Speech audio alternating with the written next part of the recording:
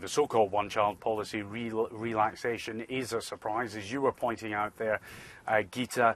Couples, if one of them is an only child, will be able to have more than will be able to have more than one child. Previously, both parents needed to be an only child. So certainly that is a significant move. I think the reason it's happened is because of growing concern for a couple of reasons. One, China's population is rapidly aging because, of course, you don't have lots of children being born. And second of all, there's growing concern over the fact that the country's working age population is shrinking. The number of workers in China has peaked, and that, of course, has consequences down the road in terms of economic growth. In terms of the labour camp, well, there had been a drumbeat over several months that the authorities were talking about perhaps reforming this system, but now we have this statement from the state-run news agency, and they say they will abolish labour camps. Now, labour camps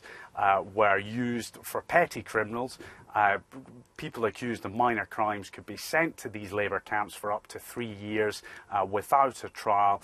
So it's clear that China's leaders seem to be sending a signal that they want to see a greater legal framework when it comes to these types of cases. The one-child policy change is obviously the most eye-catching, Martin, but some other reforms on the economic front also announced. I mean, what does this overall tell us about the thinking in Beijing?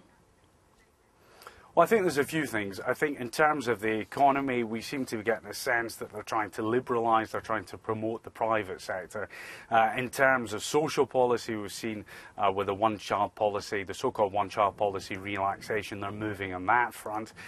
In terms of political reform, well, there hasn't been any. So I think some people believe that they're relaxing on social issues in terms of the economy, they're relaxing, they're liberalising, but when it comes to political control, when it comes to cracking down on dissent, then China's leaders, who've now been in power for a year or so, are still taking a very, very tough line.